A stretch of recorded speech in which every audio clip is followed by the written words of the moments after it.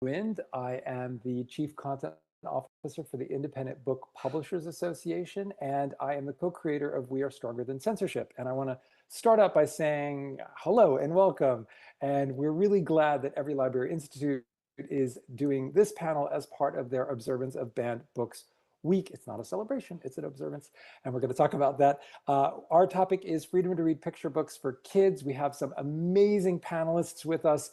So without further me talking, let's get to them and have them say hello and give us just brief introductions of themselves. So I'm gonna, since illustrators get short shrift sometimes, we're gonna start with Chris. Chris, can you just give us a quick introduction, please? Yeah, happy to.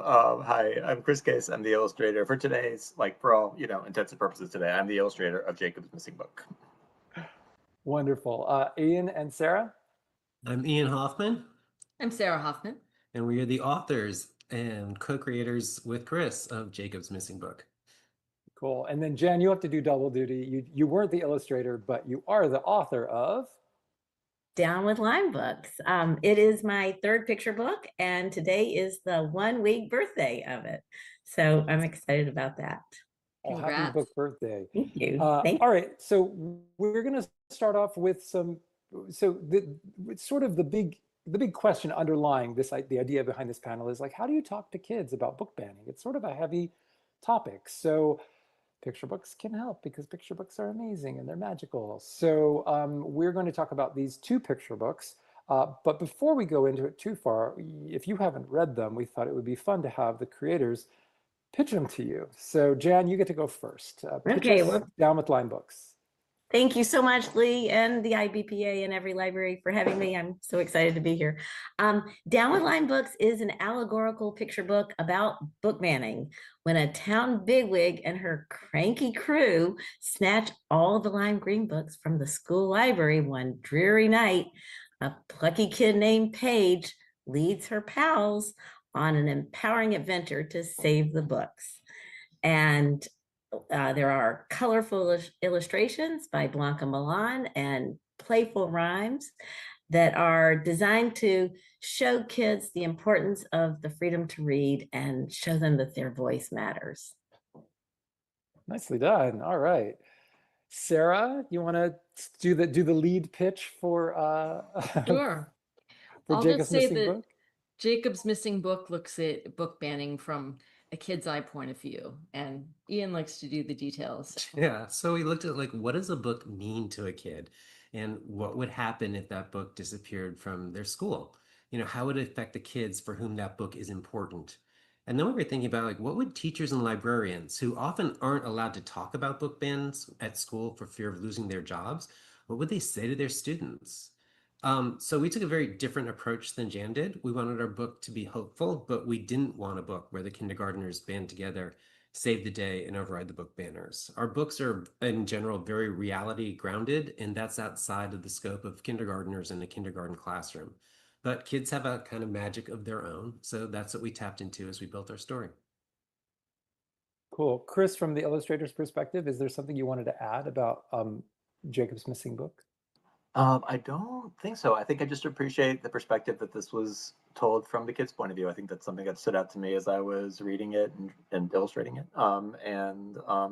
Yeah, I think it was a different take, I guess, on the topic than I'd seen before. And there was one scene in particular where the kids they're forced to talk about the book without having the book, and they want to tell other kids in the playground that they're friends about the book, and then they act out scenes from the book, and the illustrations are incredibly adorable, right? Like they say that again, Ian? They play the book. They play the book, and that was so beautifully illustrated and so moving, and yeah, that was really beautiful. Nice. So, okay, well, I guess this sort of begs the question, why write a children's picture book about book banning? It isn't necessarily like the go-to thing. I think everybody watching this will know that we are in a storm right now of book banning happening. But I guess I'm curious to hear, why did you want to write a children's picture book about book banning? And let's start with the Hoffmans, and then we'll go to Jan. You want to take this? Well, let's both take it, Yeah. but I think we were just in such despair. You know, the first time a book of ours got banned was in 2017. It was the first book that we wrote and the first book that Chris illustrated with us. We have 4 books together, and it was Jacob's New Dress, and it was kind of a big deal and kind of exciting. Like the New York Times called us and told us we were banned in this one school district in North Carolina. And it was like, oh, wow, more people are going to hear about this book. Great. And, you know, it's been banned a few times over the years. But the last 3 years, the kind of just that onslaught that you're talking about has been so massive. And now we're banned in more than half the states. We're banned in the country of Malaysia. We're banned on U.S. Department of Defense school libraries. I have a And book on that list too. welcome. I mean, and Yeah. it was just so I mean, it's like the bigger picture onslaught of what's going on to our democracy, and it's hard to know what to do. And so we did the one thing we really know how to do, which is to write a book. And it felt good to have a response. You might have more to add to that. Yeah, no, as authors, telling stories is where our power lies. So, in the faces of having our books banned, we turn that into a story. Yeah, and I mean, it's interesting because our books are about kindness and acceptance, right? And the book banners, they know that to say we are anti-kindness and acceptance is just not a great look. And so they lie. And so it's been hard to hear the things they have to say about us, like that we're pornographers and child abusers and groomers and many, many, many other words. But the fact that they have to lie does make us realize how much power these stories do have, right? They wouldn't be lying and trying to hide them under rocks, reshelve them in the adult section, get them burned, you know, all these, they would, if they didn't have an effect, right? If they weren't actually changing the culture. So we really do believe in that power, the power of telling stories. I sometimes say that books are empathy machines. Yeah. And I've heard it said, and I agree with, and I've repeated it. And they're afraid of empathy because if we're empathetic towards each other and we recognize the humanity of each other, then we will stand together to defend each other. And if we all are not fighting each other, but we're standing together, then they can't win. So Exactly. they win by dividing us and making us fight each other with these sort of so-called culture wars. So thank you for sharing that. Jan, what about you? Why write a children's picture book about book banning? Well, I haven't had the experience of having a book banned like Sarah and Ian and you have, but when I started seeing these stories pop up a few years ago in the news about community after community being rattled by book bans, I knew that I wanted to do something, to do my part, to speak up, to meet this moment, speak out against this ever-growing threat. And my way of speaking up, like Sarah and Ian, is through kid-friendly storytelling. So I tossed around a lot of ideas and I came up with the idea of using a metaphor, the color green, lime green, to make this topic accessible for kids. But, you know, as timely as this is, it's also timeless because book banning is nothing new. As long as there have been books, there have been bans. And, you know, books have been censored over the ages that we now consider classics. So Down with Line Books is, and forgive the pun, it's evergreen. That was actually a good pun. It made me laugh. So you spoke a little bit earlier about how you felt that it was an allegorical, right? Like, Yes. and you chose Lyme because it wasn't a hot topic issue. I mean, maybe there's some people with traumatic memories from the 80s and beyond. But thank you, fellow Gen, what are we, Gen Xers, for laughing at that. But it's not like a realistic thing that someone would object to the color of a book. And yet, I think that one of the big myths about all the book banning that's happening is that it is about the books, when I think it is not really about the books. I think it is really about trying to create a chilling effect where teachers and librarians are afraid to bring in any books that represent diversity. And it's really trying to like shut down the celebration of anyone that's outside the sort of cis, white, heterosexual kind of ideal that the banners have in mind. Yeah. So I think, thank you for nodding, I appreciate that. I will step off my little soapbox now. But I do think it's really interesting to consider like how your two fictional stories are similar to reality. And I think, I think actually this might be a really interesting moment. It's not so much a spoiler thing, because I think we're not gonna have children watching this. But for the adults, I think it's interesting to talk about the two different endings. You both resolved your stories in very different ways. So, and then there's also the element about, well, I'll say that for a question for Chris. So let's just talk for a second about like the similarity of your fictional story to real world book banning. And let's start with Jan, please. Okay, but I have to say, I think our endings aren't so different. I believe that we both went the route of not giving the unrealistic happily ever after ending. And for mine, my ending is, I wanted to make the point that there must be something very appealing about these books if someone would go to all the trouble to ban them. So the last line is that the kids grabbed all the books they could because those line books sure must be good. I think Sarah and Ian would agree that their ending is not a pie in the sky. It's rooted in reality. Yeah.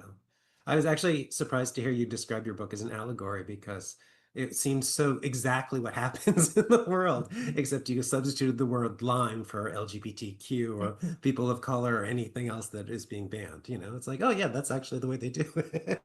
Right. And I was really careful not to specify. There's nothing in the book that tells you whether I'm talking about the color of the cover or the content of the book.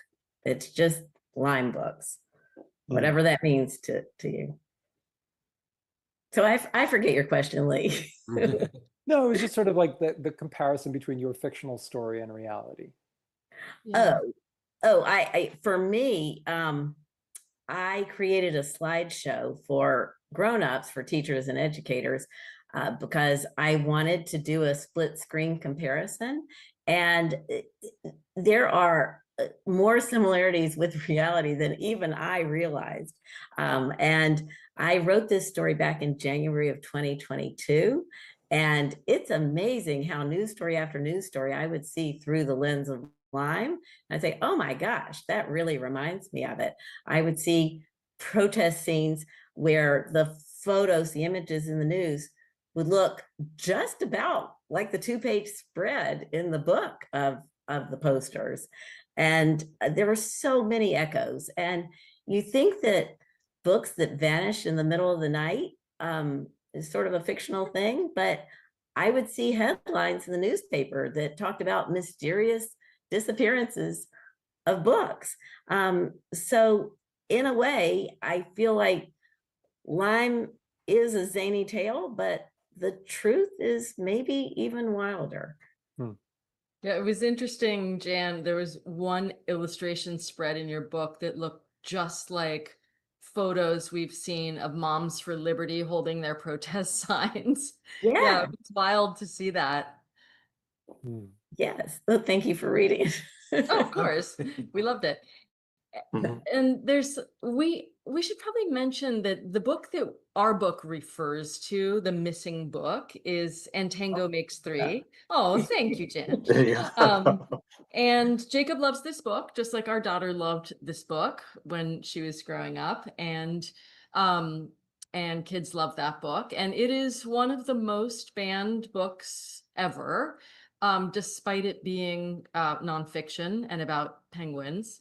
And so the absurdity of that book being banned, of actual reality being banned, is just is so shocking. But you hear stories like this all the time. Yeah. We know someone who wrote a book about snails that is banned because she used the they them pronouns for her snails, because snails, I guess, are Male and female. they're intersex, or they're both, and so her book is banned for speaking the truth about snails. You know? There was another book that I think it was a tree that also asexually reproduced, and because of that, it was banned. I mean, and it was nonfiction. It was Yeah. like We was have an avocado tree that uncommonly self-fertilizes. Do you think we should get rid of it? I think there's a picture book in there. If we write about it, we'll get rid of the book. Okay, got it. I just had to get clear. So, Chris, I have a question for you. As book banning is kind of heavy, or at least we adults make it heavy. So can you talk a little bit about, like, how do you balance a serious subject and not make it too heavy when you're illustrating a picture book for kids? And maybe the fact that it was the third in the series? Fourth, yeah. The fourth in the series, maybe that influenced, you know, your artistic choices. But talk a little bit about that, because that sounds like it would have been a challenge. It was, and it was a little weird, and I don't know. I'll just start off by saying I don't know if I did it effectively. So I don't think I don't want to portray it as like a success, but I do think that I mean, I thought about it a lot as I was reading through the manuscript before I was sketching, because I wasn't sure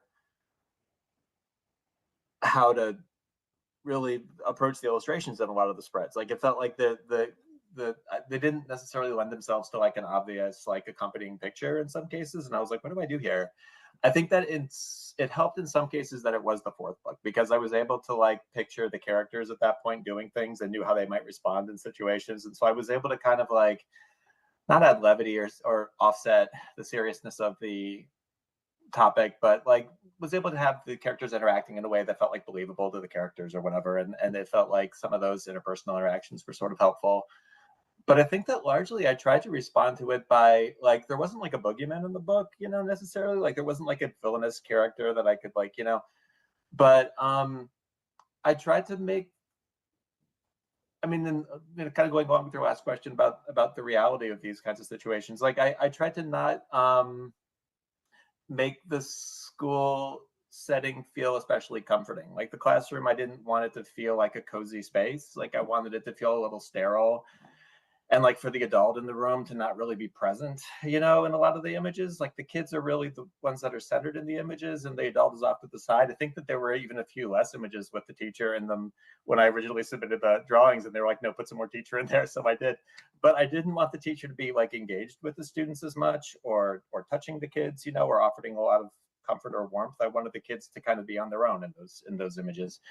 And the colors are a little bit cooler too in those images. Like they're more blues and greens, and then the images where Jacob is at home with his mom is where there's warmth and light and like touching and cuddling, you know, and like these kinds of like where the mom doesn't have answers, but she can provide some comfort, and like Jacob obviously sees her as like a source of, you know, a source of warmth. So I think that's how I did it. I didn't want to push like the fear thing too much, because I felt like it was a book that really kind of prompted more questions than offered like clear resolution. And so but I did want to kind of like create a different sense of space for the kids while they were in school than Jacob had when he was at home. Thank you. It's so interesting. Sarah and Ian, I was really struck by how the adults in your book don't know everything. Even in terms of unlike us. compared to reality, I mean, we adults know everything. No. But I was wondering about, like, what was the writing process of that like? Because I feel like not even knowing how it's going to end up, the sort of the way that you resolved the way the story ends is that the mother isn't sure that the books are going to come back to the library, and you do feel as an adult reader that the adults are constrained in what they're allowed to say to the kids, especially at the school. So the writing process for that, was that like many different approaches, or did you know that that was the approach from the get-go? We've been banned for such a long time, and as Sarah was saying, between our 4 books, at least one of them is banned in 26 states, that we've spent a lot of time thinking about this, and we spent a lot of time talking to teachers and librarians and talking about the subject. Pretty much all of our speaking engagements for the last few years have been about banned books and not about the content of our books it's themselves. Except when we go talk to kids, then we talk about content. Yeah, But for every talk to adults for 3 or 4 years. So we've done a lot of research into this topic and keeping ourselves abreast of this topic. And so we know that teachers are constrained. We feel like everyone's pain because they're expressing it when we talk to them. And this book came about because I was sitting with a friend of mine, Charlie, having lunch in a park nearby. And we were talking about our work, and I was so in despair about all the book bans and what was happening in the world. And he was, I think, trying to lighten my mood and suggested that maybe, Jacob's next book should be about banned books. And we started making bad jokes about that because, like, who on earth would write a children's book about book bans, right? It's a terrible idea. And it started to get funny. We started to laugh because we were cracking each other up. And then at one point I was like, wait, I need to write some of this down. So I took out my phone and I started writing it down. And so the creative, and then I actually went, instead of coming home and going back to work, I stopped in a cafe and I started, like, if we were to do this, is it actually possible to write a children's book about banned books? It was like a thought experiment. And so I wrote half of an outline, and I didn't tell Sarah about it because I was supposed to be working. And then the next morning I got up and went back to the same cafe and wrote the other half of the outline. And I came home at lunch and I was like, check this out. This is an interesting idea. But I still thought it was like a horrible idea. And she read it and she said, this is great. Let's send it to our agent. And to our editor. And I was like, we can't send it to our editor. This is, who wants a book about book bans for kindergartners? Nobody does. And she's like, you can send it, or I'm sending it. And as I was trying to argue her out of sending it, she sent it. And I was like, oh, great, this is really embarrassing. And then 40 minutes later, our editor wrote back to us and said, love it, need the manuscript as soon as possible. And I was like, oh, our editor doesn't understand this is a bad idea either. This is terrible. How am I going to explain it to these people so that they get it? So we got to work on it. But so the pain of it has always been mixed in there. And we write books from kids' eyes point of view as much as possible. And so when the reality is the adults, as you said, are behaving weirdly, right? They cannot speak. And even if they could speak, they can't even understand what's happening. And this is a real thing that happens for kids sometimes, that the adults are utterly out of their heads. And so we thought we would just show it and then let the kids do what kids do, which is they figure out their own thing. So Jacob is upset. My favorite book is missing. And Noah says, well, what is that book? And he's like, well, I'll show you. Jacob decides to show them. And all the kids who've read the book teach Noah, who hasn't seen the book, how to be a penguin, how to play penguins, how to raise a baby penguin as they do in the book, and Tango Makes Three. And so they make sense of this nonsensical behavior on the part of the adults in their own way. And then it kind of becomes irrelevant what the adults are doing, which is exactly what kids figure out how to do when they're met with our craziness. Thank you. That was fascinating. All right, Jan, on a lighter note, why lime? Oh, well, How did you it's choose? funny. You knew you didn't want to choose something real, right? Like a real topic that's a hot button issue. So how did you come up with the idea of lime? Well, it actually didn't start out as lime. At first, it went through a few other colors, but within a few days, lime called to me for lots of reasons. I mean, it obviously lends itself to rhymes, some great rhymes. If we don't remove lime, we could end up with slime. And, I mean, slime is a double entendre there. So it lends itself to rhymes. Who's ever tried to rhyme the word orange? And it lends itself to fun fruit puns like zest and peel, which you can find embedded in the text. It is not a color that, like so many colors are, that is strongly associated with any other movement or meaning or topic. But most of all, I love how bright and bold lime is. I could just imagine what the illustrations would look like, and Blanca really delivered on that so vividly. It just is the perfect color to represent books that stand out brightly for one reason or another. So lime it was. Lime it was. Very cool. Okay, so book banning was a thing, whether it was the inciting idea for the book or just well, I guess it was the inciting idea for both of you for the book, your personal experience of it or it being in the news. How did creating in a storm impact your process? Because it really does feel like a storm. So I guess I kind of want to start with Chris. Did your creative process, was it influenced or was it impacted by knowing that what you were working on is so much in the news and so much a hot button issue right now? It did, but it would be really curious if there was some kind of an alternate reality where I could recreate the book without the white noise of everything that's going on and see how it turned out differently. I think that like when I made the first couple of books, I knew that they would likely be banned. The first couple of books with Sarah and Ian, but it felt I don't know, it felt more fun and kind of subversive and like an act of kind of defiance in some ways, and like and I think that this one just felt it was a little bit sadder to make it. I don't know if it's not because of the book itself or because of the language or any of the other ideas. It just felt like something where it just it's harder to, I guess, like I don't know, when you feel like things are arcing towards positive change, that's a different feeling than when you don't really know what's going on in the world anymore. And it's like, well, I'm making this thing, I'm going to throw it into the mix and we'll see what happens. But ultimately, like, there's a much bigger conversation that's happening here that, like, whatever happens to this book is going to be symptomatic of something that's bigger, that's harder to control. And so I think that I don't know that it affected the outcome in terms of like any individual illustration or like artistic choice, but I think that it just felt like the vibe was different. And I don't know, again, like, I don't know, it would be kind of interesting to see if there was a way of, without vibe, if there's like a screen that I could apply, to the book. But like, I definitely affected the way that I was feeling as I was making the work.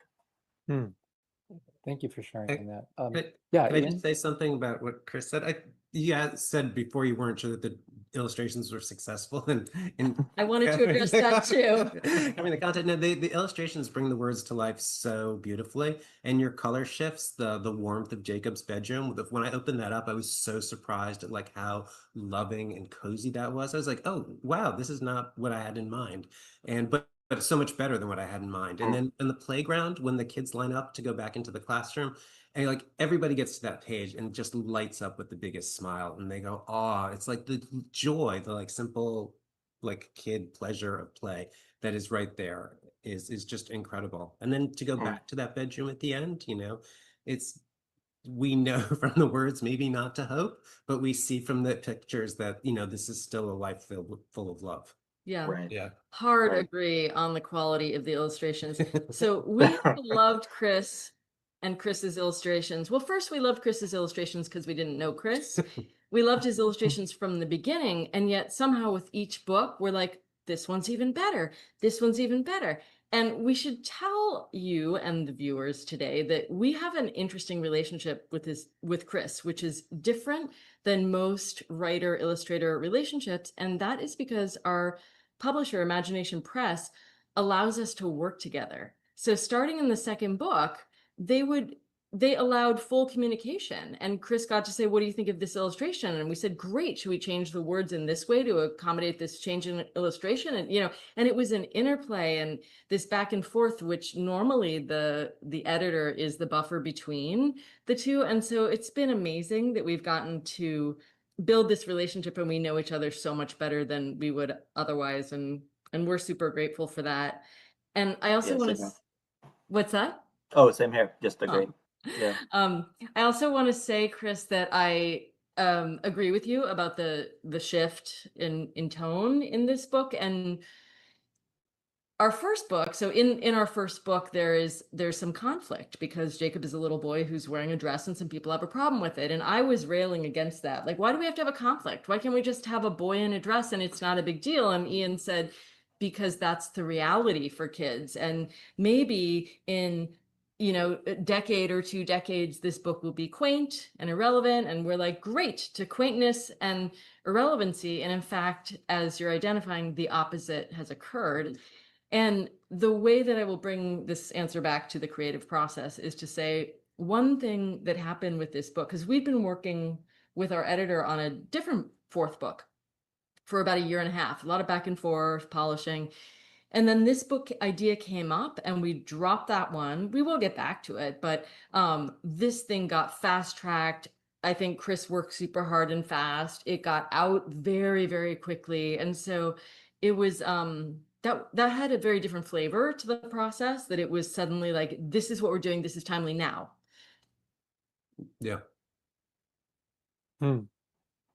That's really interesting. It's sort of like, it's very unusual, both experiences, right? Like the fact that, I mean, the way I have 3 picture books out and 1 more to come in November, in a month, or a couple of months. And the way it was explained to me, each with 4 different publishers, so 4 different picture books with 4 different publishers. And the way it was explained to me by one of the editors was that they don't want the illustrator to be in service of the author. They want the illustrator to be working in service of the story. And I thought that was really interesting, and kind of made sense. But I also feel like there's something so magical and logical to being able to work with the illustrator and to together be in service of the story rather than in service of anybody's ego, or like, oh, I want, my kid has red hair, I want this character to have red hair. Like I think that sometimes the illustrator's job is mistaken by authors, especially newbies, to think that, oh, this is supposed to make me happy, and it's not. It's supposed to make the story come to life. But yeah, that is really interesting. And also the fact that they moved it ahead in the schedule and got it out so quickly, that is also really very different than how publishing normally works, where my joke about publishing is that there are 2 speeds, glacial and panic. So you were on the panic track. That's very, very impressive. Yeah, we're very lucky to have a supportive publisher, Magination Press. I mean, they believe in books like ours, and they saw the opportunity there to do something to help kids. Yeah, they're a nonprofit, and they're under the umbrella of the American Psychological Association. So they really have a mission around helping kids, which is very different than we've seen in previous publishers. And of course, our editor has the ultimate say, but just the fact that she's soliciting input from both of us and wanting it to gel among all the creators is pretty extraordinary. That is really, really cool. Jan, how about you? Did the current storm of book banning impact your creative process beyond just inspiring it?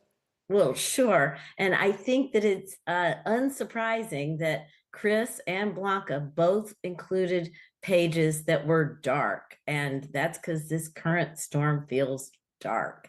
And I made the line books vanish in the dark of night because my message is that when bands lurk in the shadows, books shine in the limelight. So, it's metaphorical, but it's also actual in the book. I also think that the current storm inspired me to make a hide and seek kind of analogy, because I wanted to explain that banning is a lot like what kids can identify with, which is the literal hide and seek. So the Down with Line Club hides these books all over town. And then the kids go on a hunt in all the nooks and crannies. And that's really just a proxy for the cultural hiding that's going on when they're hiding stories and hiding facts and hiding ideas that they don't want to surface. So the current storm, if I can find anything good about it, it was the inspiration that it gave me, but that is most unfortunate. Yeah, I hear you. So picture books are kind of magical because they're not generally intended for children to sit down and read themselves. It's the vision is that an adult, a trusted, kind, loving adult, hopefully, is sitting with the kids and reading it out loud to them, whether it's a caretaker or a parent with a kid on their lap, or a librarian or a teacher sharing it with a group of kids. So there's always this sort of really interesting balance where a picture book has to sort of do double duty. It has to sort of like have an appealing story for the adults. So when the kid asks to hear it for the 19th time, your answer is like, sure, I'd love to read that to you, honey. Uh, and then it also has to really work for kids. And so I thought it would be interesting to hear each of you talk about a little bit about like finding that balance with the story for the adults and the story for the kids and making it work. And Jan, why don't we start with you? Well, that's actually my favorite challenge as an author, is how to spin a hot button issue into a sort of cute as a button kid story, because kids do hear grown-ups talking about some of these issues. And so I want to introduce them to these great big civic topics in a kid-friendly way. But you're right, you got to give the adults something. And I like to throw fun morsels in say the poster slogans. There's some double entendres in some of the wordplay, like the bandit who banned it. And I think the adults will get something out of that. But I think the key for the kids is just boiling the topic down to its essential elements. You know, if I were really going to cover book banning, then I would have to go through several complex and boring administrative layers.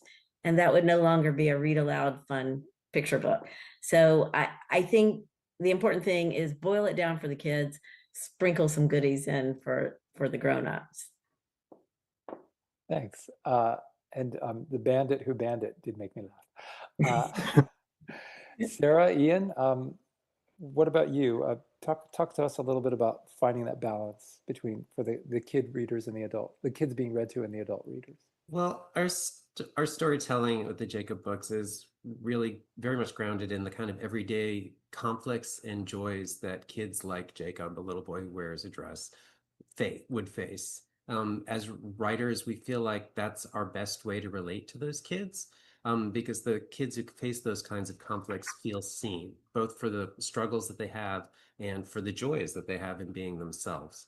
And as for their adults, the parents, the teachers, librarians, they see our books as a way to support their kids. So really, we're writing for the kids, and the adults will come along for the ride if it's good. Yeah. And yeah, there have been books that I did not want to read to our daughter for the 19th time. But you know, the good stories, yeah, let's read that one again. Do you have a thing where like I have a thing that if it makes me if it gives me goosebumps, then I know then I'm really close. Yeah. On repeated reads. Do you have something like that for yourselves when you're going through your drafts? And Usually if Ian cries. If I'm working on something really good, I'll be at the cafe and I'll just be like, you know, just crying away. I have no idea what people think. I don't look up. Yeah, if it makes me cry, then it's working. That's when I know it's working. If it makes me cry, it's really working. And Tango Makes Three, I still, even though we read that book probably more than any other book Yeah. in our daughters growing up, still, when I even tell the story of what happens in that book, I get teary. Like that's good storytelling. It's not just that it's a it's a great story because it is, as I said, nonfiction, but their telling of it is so beautiful. That's why I get weepy. Because it takes two to make a tango. It does. It does. Shout out to Justin Richardson and Peter Parnell, who wrote that, and also to Henry Cole, who illustrated it, because it is and Justin and Peter are fighting this fight in courts across Florida and Texas. They are, and speaking out, they are extraordinary ambassadors for against book banning and for the right to read. While we're shouting out to them. Yes, absolutely. Chris, what about with the illustrations? Do you think at all of the two audiences, or is that talk a little bit? I mean, but I think that in this book, I was thinking more about the interaction between like the conversation that the book was setting up for the parent and the child to have after the reading, or like the teacher and the classroom to have after the reading. Like I felt that like when I read the manuscript initially, I think that my response might have been the same as a child who was hearing the book for the first time, where I was like, wait, no, but I have questions. Like what like what happens? Why didn't the adult help more? Why, wait, and so I think that like what I was kind of, I mean, I don't know how this came through in the illustration. I don't know that it did in a specific way, but I felt like the thing for the adult, the thing for the kid that I took from this book was that it might spark a series of conversations, and that and how awkward it would be for an adult to be reading a book to a child where the adults weren't helpful. and the child is kind of looking to you as the adult to say why didn't they do more? And you're like, well, we should talk about that. I think that it felt like that was, I guess, where I was seeing the kind of the hook. And it felt to me that this book, and I think in a way that all of Sarah Nian's books have really been designed to kind of spark some kind of discussion, and reflection. And so I think that's where I was kind of seeing that whatever the illustrations, I felt like they didn't need to resolve things in the way that the narrative didn't necessarily resolve things in a clean way. It was more about just setting up some reflection and maybe a conversation later. It makes me think of years ago, I had the opportunity to interview Jacqueline Woodson, and we were talking about her book, The Other Side, which is gorgeous if you haven't read it, but it's basically that it's a little white girl who is told that she can't go play with her neighbor who is a little black girl, and she's not allowed to go over, she can't go over the fence between their backyards. So she decides to sit on the fence, and the other little girl joins her, and they kind of become friends on the fence. Because that's the space that they're able to share, and it kind of grows from there. And it's a lot about racism, as you might imagine. And I remember asking her, how do you even begin to approach a book about racism, a picture book about racism with a child? And she shared that she doesn't think she's bringing it up for the first time, that she's continuing a conversation. And I think that perhaps both of your books sort of function in the same way. It isn't the first time a child is going to hear about a book being taken away from a library or a book being banned. But so perhaps it's not so much, your books maybe are not so much the exact answer to how do you explain book banning to a child, but it might be, how do you start a conversation about book banning with a child? Or how do you have a conversation about book banning with a child? Because it's not like, your books aren't encyclopedias. They aren't everything you ever needed to know about book banning, but we're afraid to ask for kindergartners. It's sort of like you're opening up access to adults having a safe conversation with kids about this thing that is so much in the news right now. So I applaud you all for that. I think that's really, really cool. That was quite the cul-de-sac, but thank you for that. That's a good point, Lee. I've just read right before our call about our book getting banned in yet another place, and the accusations were that, we were indoctrinating children. And I was thinking, we're not. Or indoctrinating them in gender ideology, or no, gender theory. I thought this is the critical race theory for gender. You know, they're creating a boogeyman for gender. But the accusation is that we're introducing these ideas these kids would never have thought. And I was like, no way, we're just giving them words for how to talk about the things they're already seeing in their classrooms. But what you're saying is that books are providing a vehicle for having conversations about things they're already experiencing in their everyday lives. And the banners just imagine if we don't allow people to have conversation, the things won't exist anymore. And well, yeah, I mean, I think that, I mean, look, I'm gay and I grew up and there wasn't a single gay picture book that I ever saw. There was so nothing. how'd you get gay? Well, exactly, right? Like all it did is it made me feel alone in the world. Right. Like that's all it did. It made me feel isolated and alone. And as a result of that, pretty unhappy with who I was and how I felt. And it took there's a lot of healing that's happened subsequently.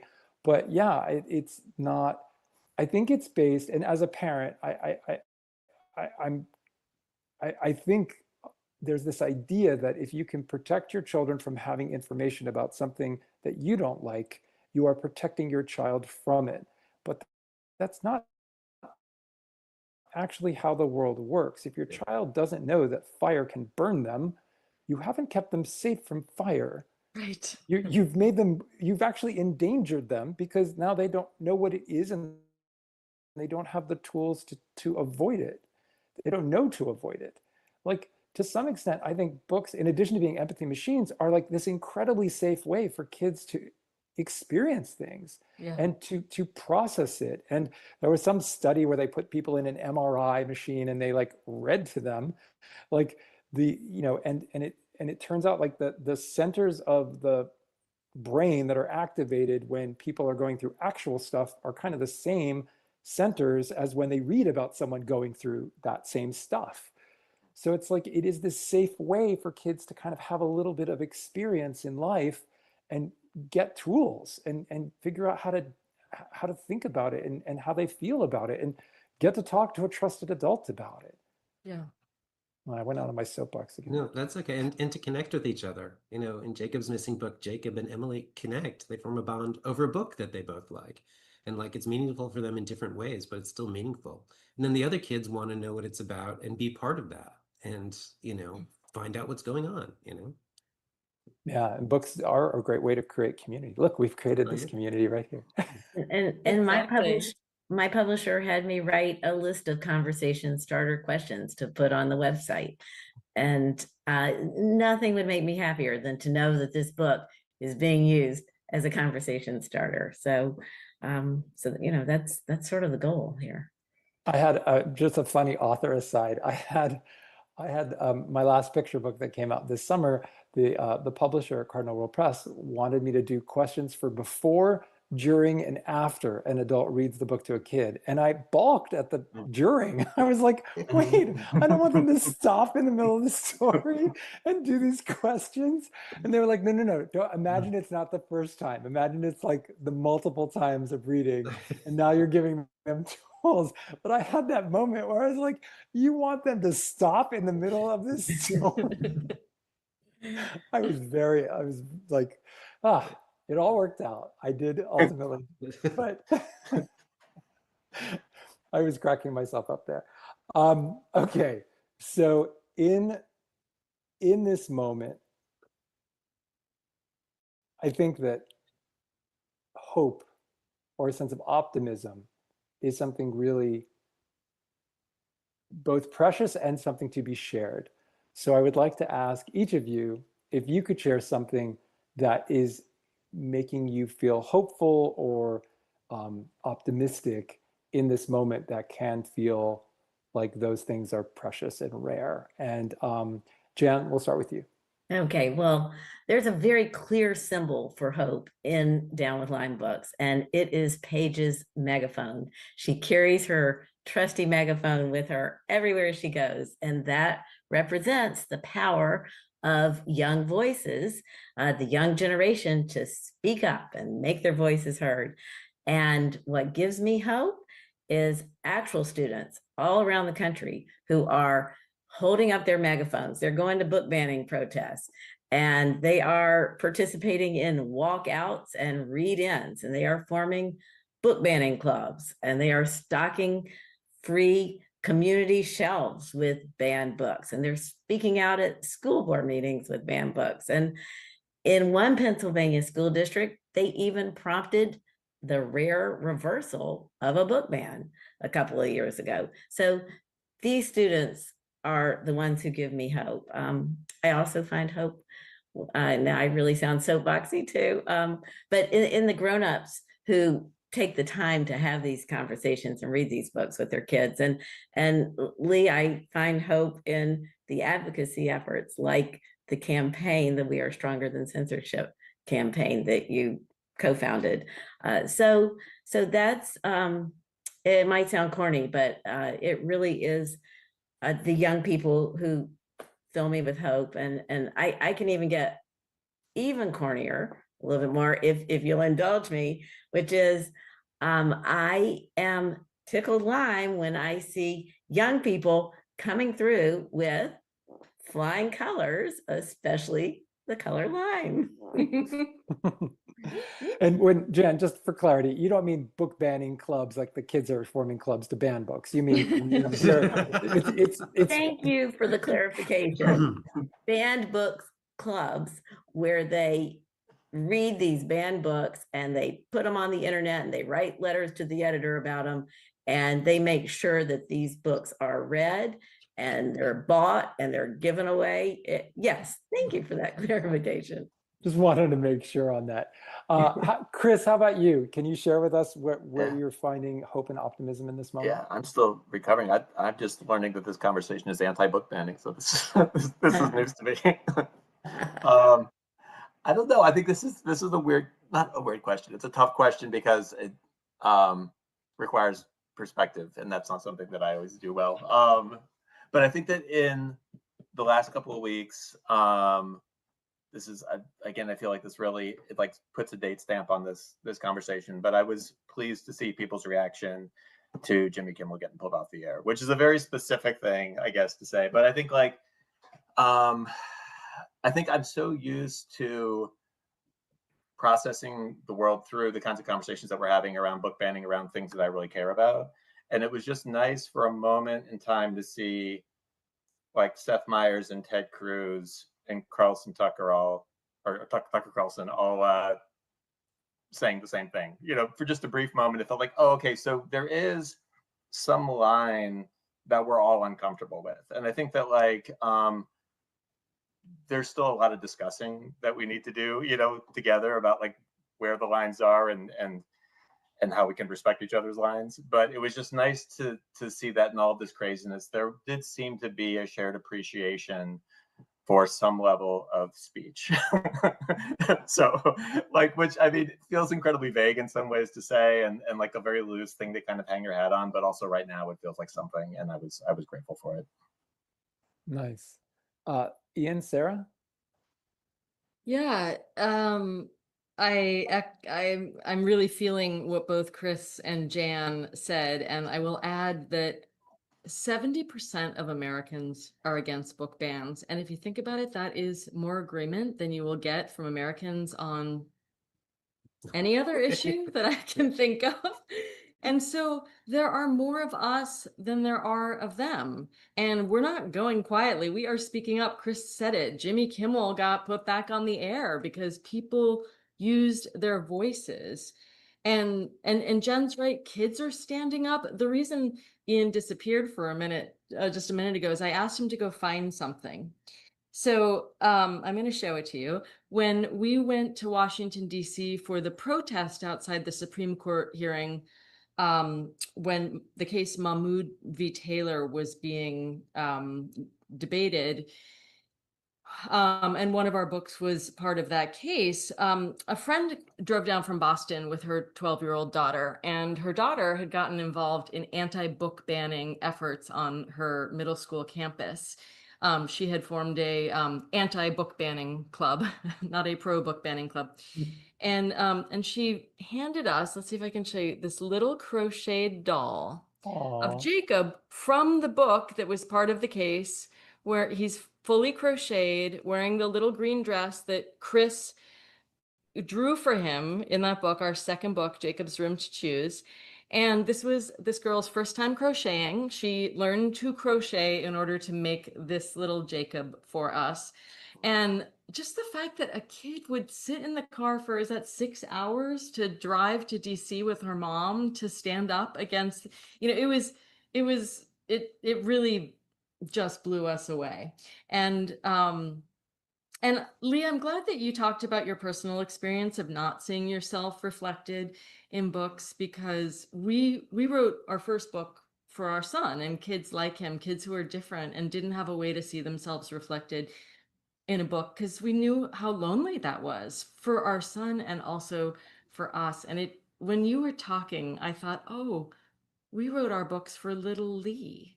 Like, here we are, we're like healing this community despite all of the opposition, and it feels like the most powerful thing we can do is keep writing these books full of love and kindness. Just, I wanted to compete with Jan on the corny factor, so. No, that was beautiful. Sign me up. Ian, would you like to add something about finding hope and optimism in this moment? A lot of people want to hear us. I've been inviting us to come speak about banned books. They are concerned and they're interested and they're engaged. And there are a number of authors against banned books, a number of organizations that have just sprung up, that multiple fronts of people fighting book bans. And we get requests from somebody who's a librarian in Florida who just said, they just reshelved your book in the adult section. Can you write an op-ed for us? People are reaching out to us because they want to organize, and we see that as very hopeful. And interestingly, religious organizations are reaching out. So last month we spoke at 2 different churches. There were more than a dozen clergy members at the Mahmoud V. Taylor protest. People who came, they had these amazing, the priest collar with the white and the black. Theirs were a rainbow in the black. I loved it so much. All these people who are standing up and saying, this is not what our religion is talking about, right? We care about people. That is what Jesus, I'm saying this as a Jew, I don't really know what Jesus said, but they say, that's not what Jesus was about, right? Let's talk about what Jesus really was about. So it's been really heartening to hear people of faith come to us and want to talk about these things in community. That's really nice. Yeah.